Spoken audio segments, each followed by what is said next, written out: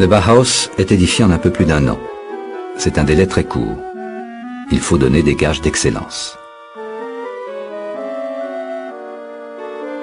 Gropius adapte les théories d'Henry Ford pour la construction de ses automobiles en introduisant le travail à la chaîne sur un chantier.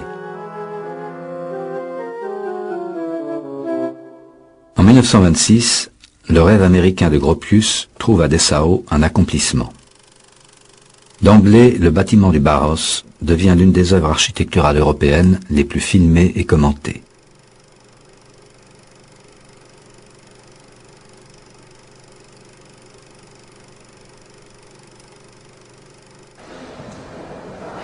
Partout on voit et on est vu. La transparence est omniprésente.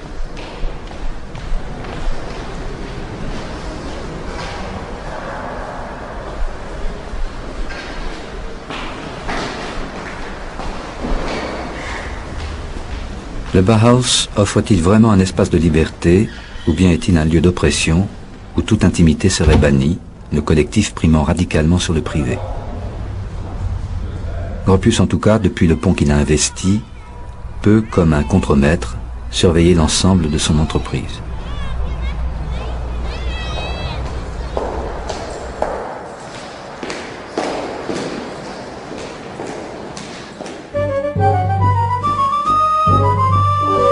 Pendant plusieurs années, une incroyable créativité tout azimut germera et jaillira de cet endroit, perçu par ses détracteurs comme un centre expérimental un peu loufoque.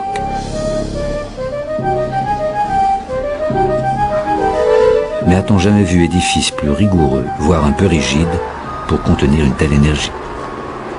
C'est que le projet de Walter Gropius est essentiellement pragmatique.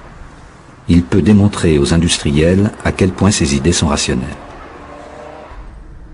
4 cages d'escalier desservent de grandes surfaces libres, des plateaux dont le cloisonnement est modulable à volonté. Il faut se débarrasser de tout superflu. Les murs porteurs sont mis en évidence, les piliers sont renforcés et dessinés. Tous les espaces communiquent les uns avec les autres. Dans ce lieu clos, les escaliers qui traditionnellement sont enfermés dans des cages deviennent de vastes et lumineux lieux de rencontre qui vont inspirer photographes et peintres de l'école comme le symbole d'un nouvel art de vivre. Tout est fait pour valoriser le mouvement, la rencontre, la confrontation entre les étudiants, les espaces, les disciplines.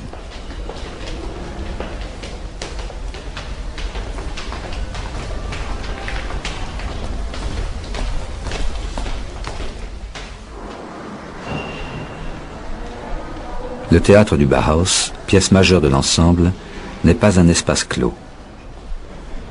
Il suffira d'ouvrir ou fermer un mur à soufflet pour que cantine et théâtre ne fassent qu'un grand lieu festif. Même les studios des étudiants sont collectifs. Il n'y a pas un seul espace conçu pour le repliement, la solitude. Les petits balcons bien séparés qui apparaissent sur les façades favorisent la convivialité, sans autoriser le collectivisme. Les toits plats serviront de terrasse et de lieu de rencontre.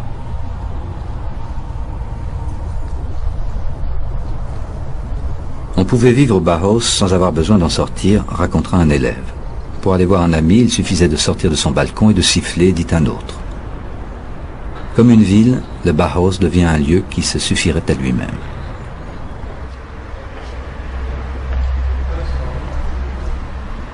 Un témoin raconte: le désir de propreté, de clarté et de libéralité a remporté ici une victoire. Par les grandes fenêtres, on peut surveiller du dehors l'homme au travail, l'homme au repos dans sa vie privée.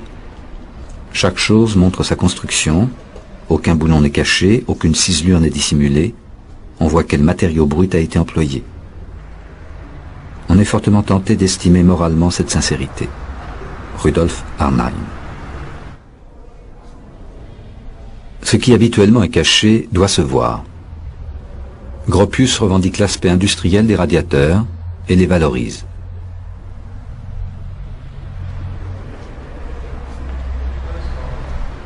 Dans les grands escaliers d'une maison bourgeoise, la coutume imposait d'y accrocher un tableau de maître. Alors, il expose un radiateur. Il est temps maintenant d'admirer comme une œuvre les objets du présent.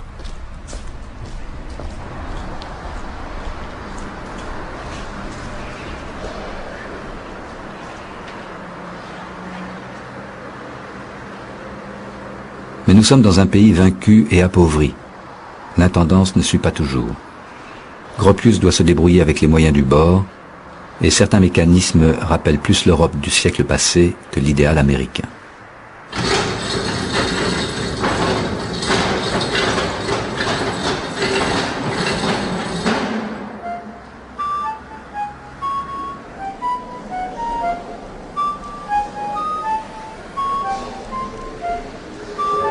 Il s'agit pour lui d'une architecture totale, jusqu'à la poignée de porte et les interrupteurs. Fort de la conviction que maison et mobilier doivent avoir entre eux une relation judicieuse, on cherche au Bauhaus à déterminer la forme de chaque objet d'après ses fonctions et ses contraintes naturelles, grâce à un travail systématique de recherche théorique et pratique dans les domaines de la forme, de la technique et de l'économie.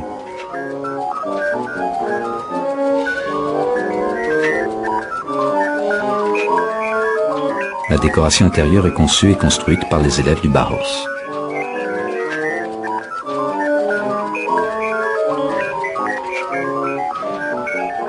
L'atelier de métallurgie se charge de dessiner et de fabriquer tous les luminaires des nouveaux bâtiments. Les couleurs indiquent les étages et les fonctions des ateliers. La peinture est utilisée dans un but architectural. Par des variations de couleurs, on structure les pièces et met en relief certaines surfaces. Ayant achevé sa ville-usine-école, restait pourtant à Gropius une question fondamentale. Où allait-il lui-même habiter et comment logerait-il les professeurs? Comment concilier le privé et le collectif dans cette architecture qui se veut globale? Il prendra le parti de ne pas intégrer ces espaces privatifs dans l'édifice du Bauhaus, mais de construire des maisons séparées à quelques centaines de mètres de l'école.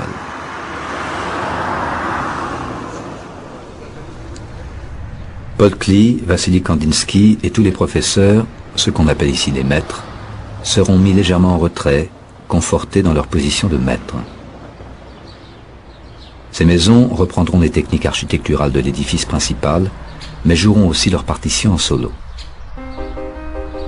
Ce symbole de l'habitat bourgeois du futur fera volontiers office d'appartement témoin jusqu'à ses moindres détails.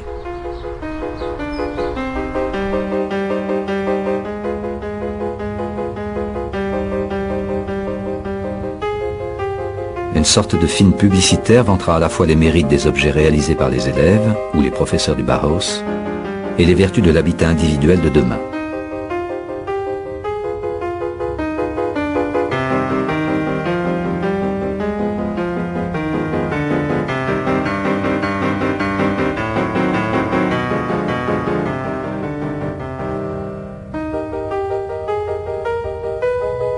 Hymne à l'art de vivre, dans ces maisons, les maîtres du Bauhaus ne se plairont qu'à moitié. Il semblerait que Paul Klee ne se sentait pas toujours à l'aise dans son atelier aux allures de showroom. Quant à Kandinsky, il ne supportait pas qu'on puisse le voir depuis la rue, et il fit repeindre en blanc les parois vitrées.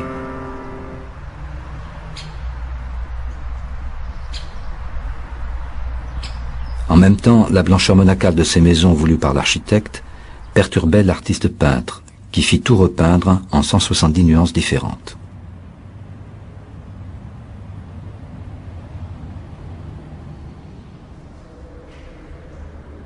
Très vite, le Bauhaus devient un enjeu électoral dans le combat entre la municipalité de gauche et les nazis qui ne cessent de gagner du terrain. Taxée de décadente, bolchevique et cosmopolite, la plus célèbre école d'art des temps modernes, ses élèves et ses maîtres, doivent déménager en 1933 dans des locaux berlinois. Gropius partira rejoindre son rêve américain. Le bâtiment du Bauhaus reste en l'état, abandonné à ses détracteurs. Les nazis hésitent. Que faire de ces toits plats, perçus comme une véritable provocation anti-allemande? Certains suggèrent de les remplacer par quelque chose de plus germanique, mais y renoncent. D'autres encore rêvent peut-être à quelques modifications structurelles d'envergure, seulement compréhensibles des cieux. Ils ne touchent finalement à rien et investissent les lieux, ce sera une école de jeunes filles, cuisine et couture. À l'aube de la Deuxième Guerre mondiale, une partie du Bauhaus devient un centre de formation pour les cadres nazis. En 1945, les façades du bâtiment sont en partie détruites lors des bombardements alliés sur Dessau, et la maison de maître appartenant à Gropius est entièrement détruite. Puis, dans le nouveau partage du monde qui s'ensuit, Dessau tombe dans le giron de l'Allemagne de l'Est. Dans les années 50, les communistes n'aiment pas non plus le Bauhaus, considérant dans un texte officiel que cette école mène directement à la destruction de l'architecture. Ils n'osent pourtant pas raser le bâtiment et se décident à le maintenir debout en le murant à la va-vite, empilant des briques entre les espaces creusés par les bombes. Pour bien faire savoir qu'une page est tournée, sur l'emplacement de la maison de maître de Gropius, on reconstruit une nouvelle maison individuelle. Toit en pente et géranium sont de retour. Les autres maisons de maître sont laissées à l'abandon.